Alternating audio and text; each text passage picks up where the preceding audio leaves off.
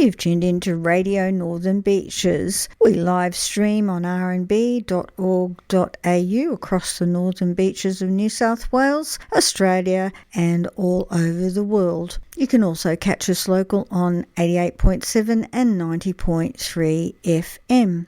Our podcasts are available at your convenience at rnb.org.au or rnbpodcast.com.au. So you and your friends don't miss any episodes. Don't forget to follow and share. Now here's our latest podcast. Welcome again, listeners, to Community Radio Northern Beaches, 88.7 and 90.3 FM, and we're streaming live on our website at www.rnb.org.au. I'm Michael Lester. Our program is Community Voices. How does someone born and raised as a suburban boy in Perth find their way to living on the northern beaches and, importantly, making a huge career transition from a hugely successful and iconic rock singer and musician and screenwriter to being a successful author of crime novels, fiction books? Is he just a suburban boy? I'm speaking about Dave Warner, of course, who is going to be appearing here at the Manly Writers Festival between the 19th and the 22nd of March in various venues around Manly with over 90 speakers, authors and guests, and Dave's participating in a number of sessions, and in particular we'll be talking about his latest forthcoming book, Sound Mind, Dead Body. So thanks very much, Dave, for joining us here on Radio Northern Beaches from your home on the Northern Beaches. Yeah, pleasure, Michael. It's nice to nice to be part of the Northern Beaches community, and yeah, thanks for having me on. Dave, you've had, as I said, a career for many years back in the 80s and early 90s with your band Dave Warner's From the Suburbs, gold records, much awarded, much rewarded for what you've done. Why and how did you make the transition to being an author of crime novels? Well, look, Michael, I always wanted to write. Even from the time I was 12, I wanted to write books. We had to fill out a questionnaire at school. What do you want to do? And I loved books like, Biggles books and stuff when I grew up, when I was growing up and around that age. And I really enjoyed writing and reading books. But I thought around the, teenage years, I was sensible enough to know that I didn't have any life experience and I was not going to be able to write a novel. But what you could do was get into the garage with your mates and play music. And it was a lot easier to come up with bad songs than it was to write a bad book. So I started off doing that and progressed through the 70s, formed various bands. In fact, this year is the 50th anniversary of Dave Warner's From the Suburbs, and really enjoyed myself doing that, but I still had a hankering to write. And then I moved permanently from Perth to Sydney in 1987, and a couple of years here I was doing bits. I didn't have a recording contract or a publishing contract, and I was sitting around in Neutral Bay where I was living thinking, what am I doing with myself? I always wanted to write a book and I've got nothing else going on, so I should try and write one. And that was really when I sat down for the first time and decided to try and write a novel. What's the difference for you as a creative, if you like, between being embarked on writing songs in a rock genre, I guess, to being an author and writing crime stories? Are there any similarities and differences for you in the processes involved? Yeah, well, I think in both cases, there's a kind of moment of conception or inspiration. For me, a lot of my music was conceptually based, like I would come up with an idea that I wanted to express, and then I would work through, the best way to musically tell that idea. And I find that I do similar thing in book rather than, a lot of musicians tend to work from the musical basis of riffs, or they have a particular sound or style. Whereas, as I say, my stuff, I wanted to tell the story of a boy living in the suburbs, having grown up through the 50s and 60s in Australia and where I was at, and so that was the prime driver of the songs. And with the books, again, they come from a moment of inspiration. Generally, for me, they come with an idea, which I think, oh, gee, that'd make a great story. There's a really good idea. And I tend to work from there. And sometimes, like now, I've got 15 books behind me. So I may have, with a particular idea, I might go, oh, this is an idea that would really suit Snowy Lane or Dan Clement, a couple of my detectives, or this would fit in that kind of style, but generally the stories kind of declare themselves, and I get an emotional attachment to them, just like writing a song. And then I kind of try and work out what's the best way I'm going to do this. And that sometimes means creating, a completely new main character to tell the story, as it was in Sound Mind, Dead Body, my latest, which was set in 1929. So I couldn't use any of my contemporary detectives for that. They'd be a little old by now. It seems that one of the similarities is the starting point with a bit of a spark. You say a starting point in songwriting is an idea. How important is character or plot in driving what you do in a creative sense? Yeah, well, it's of course completely important. In crime fiction, where most of my writing has been, I've done non-fiction things as well, but in crime fiction, I've always liked plot, and plot is at least equally important as character. A lot of, I've written a lot of TV and film too, and you always get told, oh, it's character driven and character this. But frankly, I find that a lot of readers can find character-driven stuff pretty boring unless there's some good plot and story going along with it. Just live in a character's head, unless you're an amazing writer like Franz Kafka or someone, to just live in the main character's head can be a bit dull. So it's a blend of the two for me, Michael. And even in my songs, a lot of the songs that I wrote were written from a persona's perspective, from a character. And so in that sense, going back to that other question you asked, there is a similarity there where the character drives the song. But look, in my books, they're all slightly different. Sound Mind, Dead Body, I'm trying to get as close to an Agatha Christie golden era book as I can. And so in those books, it's they're clue dunnets, and it's very important that the plot is as tight and tricky and surprising as possible, and that the main character is somebody that you want to go along with, and that you want to feel in the boots with, or even get the better of.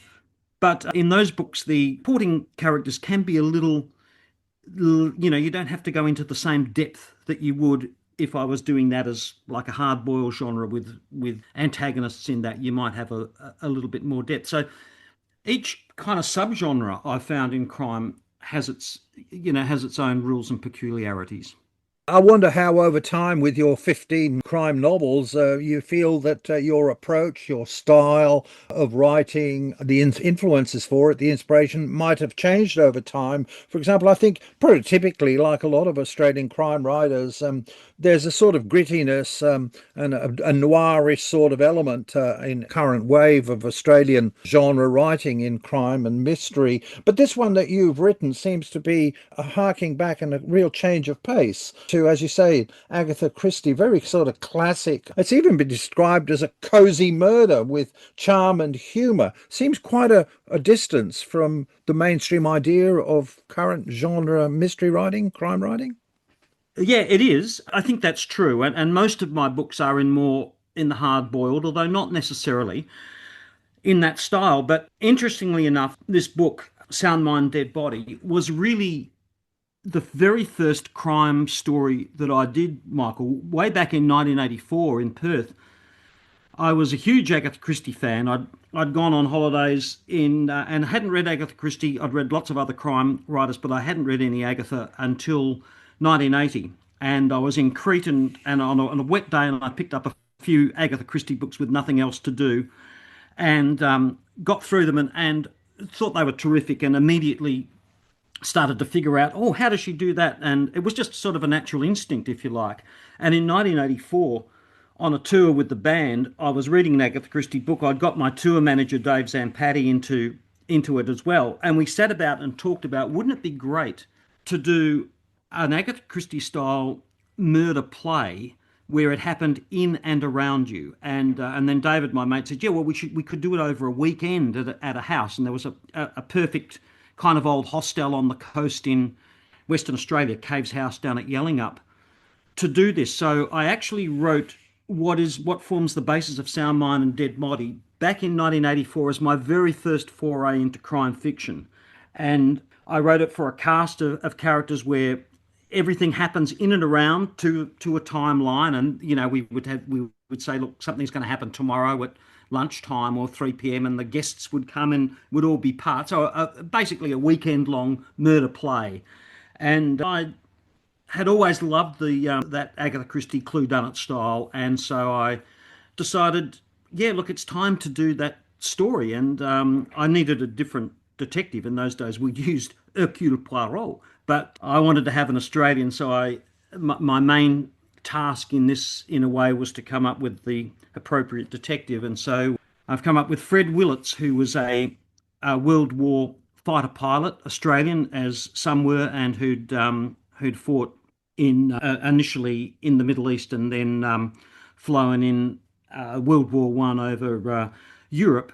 And so I have him in a situation where he finds himself in England, about to be gifted a plane by a grateful and wealthy man who died, left in his will, and he finds himself in the midst of, the classic Agatha Christie, 8 or 9 people gathered around for a will, with lots of enmity between the characters, and he has to try and, when the bodies start falling, he's got to try and sort through. And he's recently been a detective on the goldfields of Western Australia, so he has some capacity to detect, and that's really where that one came from. But as I said before, with my books, the stories declare themselves, Michael, and I go, that's just a great idea, a great story, and what's the best way and the best characters to tell it, rather than starting with, this is my series, what's going to be the next in line for this particular detective. And I think for that reason, I've got about 5 different series and about 3 or 4 standalone books.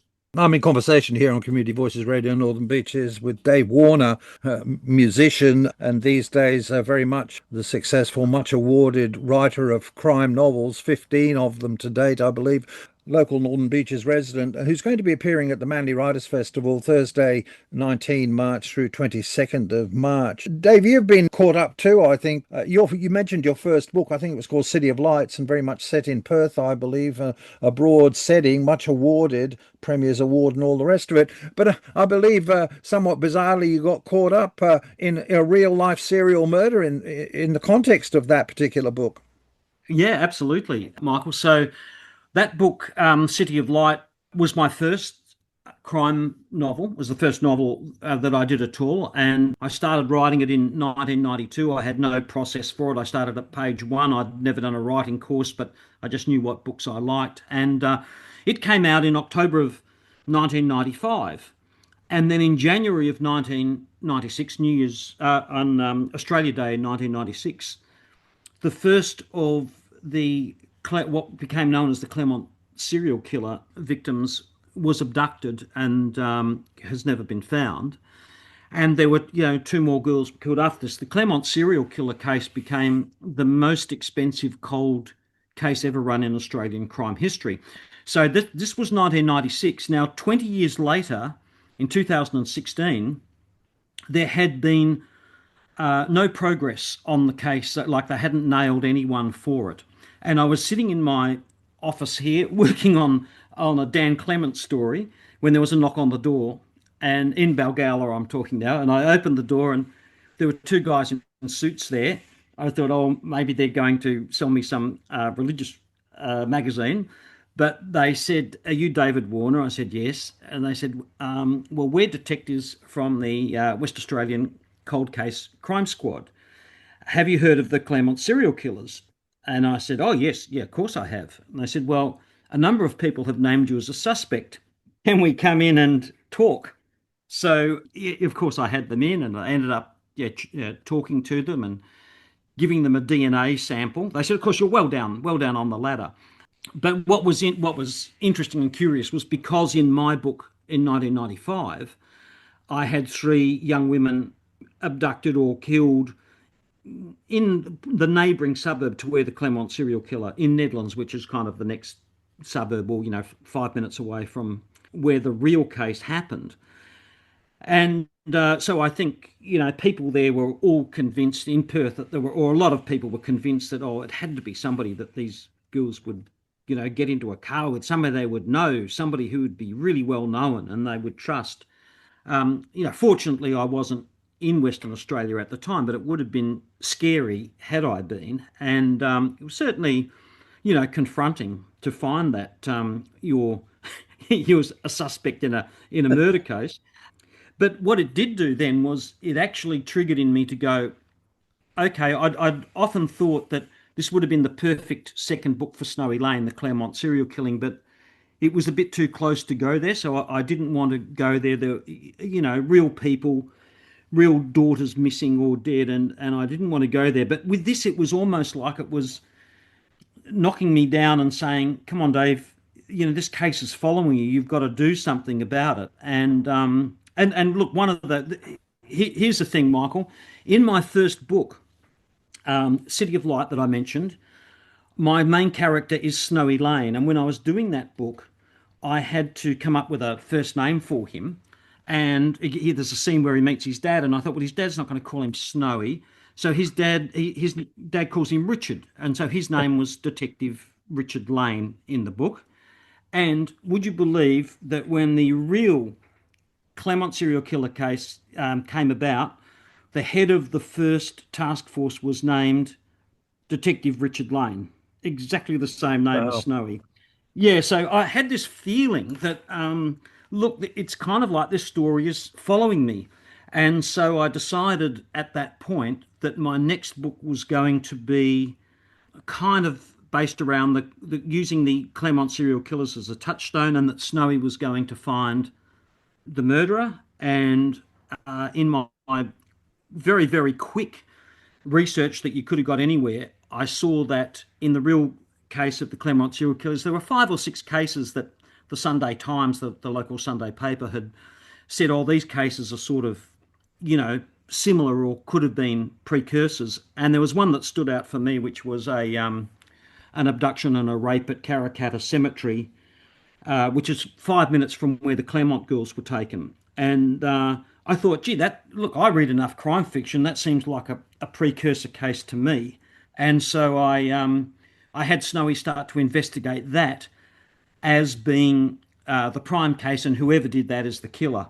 And again, Snowy was right on the money, because that's exactly what happened in the real case. The police, I was halfway through the book when I got a call from a journo mate of mine in Perth, who said, the police have identified or have matched a DNA sample from the rape in Karrakatta with one of the dead girls who's been found. And so that was the prime way. So Snowy Lane was ahead of the game again, Michael. He was right onto the right onto it. So I rushed then to get the book out, and I think the book came out in the September, and in December the police finally made an arrest on the Claremont serial killer case. So that was my famous brush with law.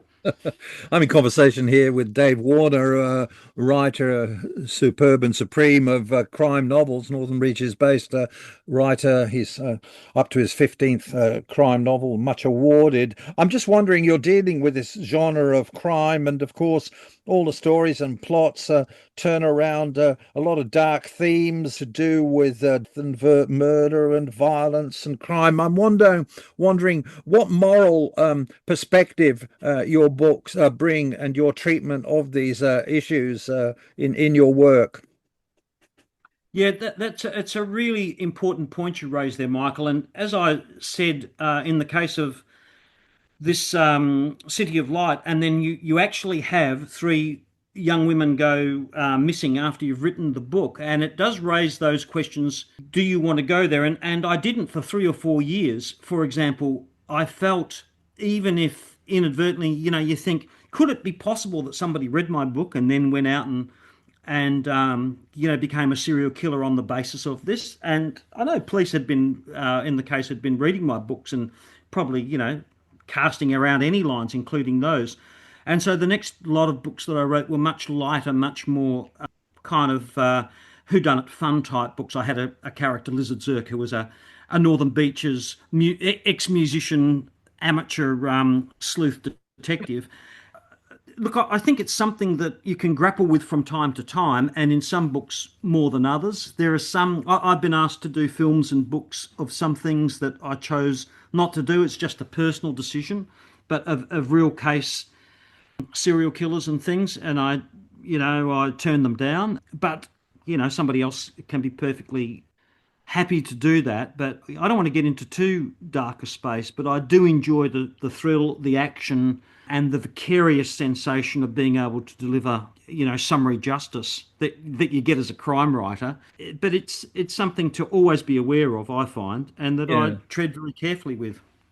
You do draw very widely for your sources of inspiration in your books, as we're hearing, and they do have very different sort of approaches to them. You're obviously very deeply steeped in the literature of crime writing and the genre of crime writing. You mentioned the influence of Agatha Christie, but one of your books, I believe, in the last recent years, Over My Dead Body, seemed to be breathing new life into the Sherlock Holmes character, let alone the genre and style.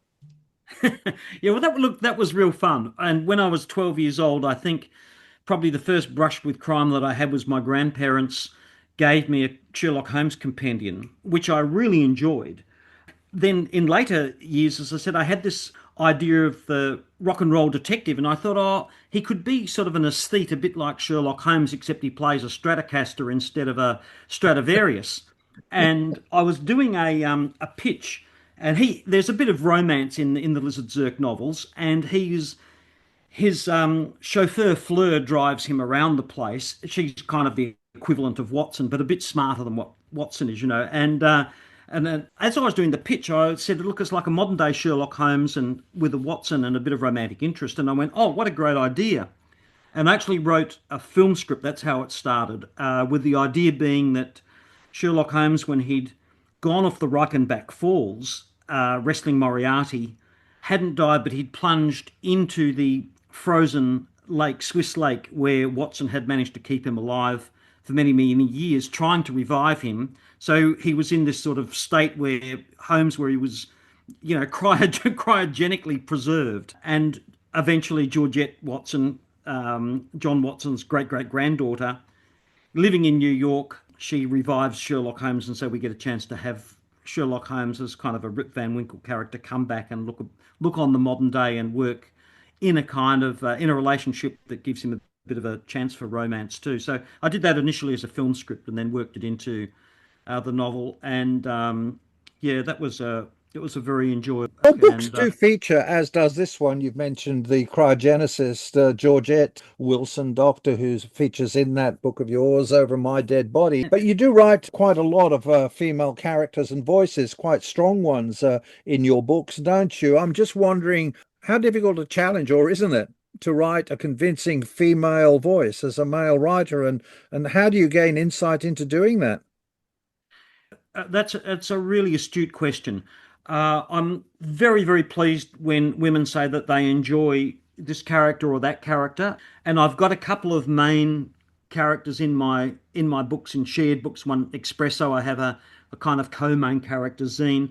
Generally, I stick with my detectives being male because I know the insights of their working brains. But in a practical sense, one of the best things I did when I was in Sydney, I'd not been here long, around about 2000, was I had an offer to start writing for McLeod's Daughters, the TV show. And I actually felt that an area that I could really improve on was to get some insight into female characters and just, women, how they think. Could I do some things that would work for female viewers and readers? And working with McLeod's Daughters is primarily, that there were males in there, but primarily driven by females, producers, story editors, story producers. Great bunch of people to work with, and I think that really helped. It gave me some insight. But I have to say, when we're on a panel with romance writers and stuff, it's still I'm still blown away. There's 95% of the women of the audience are women, and they're so passionate and so into every element of the book. And I think, oh, I wish there were more men like this, Michael. Well, how nice is that? I'm sure you'll be getting those sort of plaudits too at the Manly Writers Festival 19 to 22 March when you're appearing there. Dave Warner, as we wrap up with you here on Community Voices Radio Northern Beaches, I wondered to what extent you might regard yourself as in any sense typical or otherwise of this moment and wave of Australian crime genre writers. I know you're very aware of it, as you are of the genre generally. You've cited people like Peter Corris as great writers in this field. Of course, this genre in Australia tends to be located in place, and place seems a very significant character and influencer in this genre. I'm wondering what role place plays for you. You're strongly Western Australian, you're now Northern Beaches, and yet your writing and your books, as we've heard, seems to not be particularly rooted in any given place. New York City, you've just mentioned, Devon for the Agatha Christie. Is place a significant character in your an influence in your Yeah. work or not? Oh no, absolutely. But in particularly in some of the series, and most evidently in the Dan Clement series, which I think I wrote this idea, and the whole idea for the Dan Clement series. Dan Clement's a detective who works in the Kimberley in the northwest of Western Australia, and the whole idea for that, which I came up with in 2006 when I was right in the middle of doing TV stuff, but I started jotting notes, and I wanted to have a detective in a location in Australia where the location was as big a character as the detective and as anybody else. And so those books, and I think Dan Clement with Before It Breaks, which eventually came out in 2015, won the Ned Kelly Award. And it may well have been the first what we would now call outback noir crime genre, but it was very deliberately driven by that, Michael, and by a couple of writers who inspired me, Henning Mankell, the Swedish writer,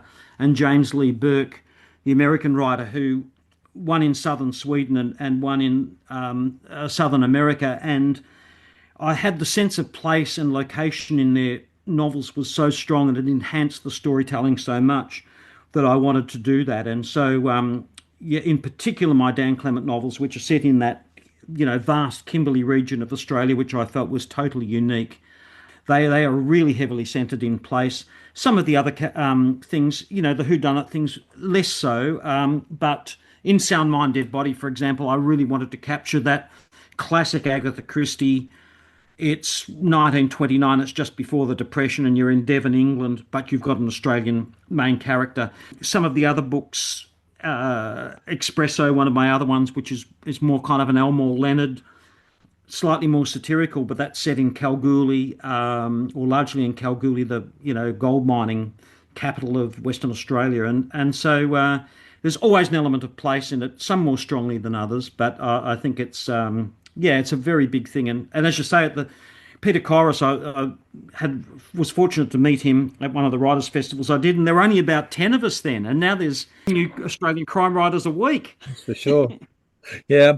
Well, look, Dave Warner, it's been a real pleasure talking to you and catching up with your books and writing and hearing you talk. You've had such a rich and productive life and successful life, initially in music and now in writing. But I'm wondering these days, as we wrap up, Dave, just what keeps you busy these days? Are you still songwriting? Are you doing musicals? Are you doing screenplays? Or are you just concentrating on being a writer and an author?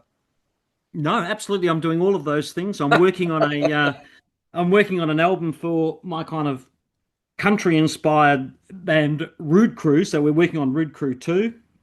I've got a couple of musicals that I'm working on. One really in particular, which is a sort of an Australian Indian idea, with a cricket base, and I'm working on that. And in the meantime, doing still writing books, so that this one is out now, and the next one is Snowy Lane is making a return next year, So and you already got that one in the works, have you? that one's already in the works. That I'm editing that as we speak, and I've got the 50th anniversary of the band coming up later in October, and that will take up a fair bit of time. The logistics of those things take quite a bit of time. Well, But look, Dave, it's been a real look, pleasure talking with you, mate. And look forward, and listeners, you can catch Dave Warner at the Manly Writers Festival, 19 to 22 March. Get along to listen to Dave and catch up with his books. And Dave, it's been a pleasure talking to you about your career and life in writing. But perhaps I can take a rain check for Radio Northern Beaches and catch up with you for a program, a discussion about your life in music. I look forward to that opportunity.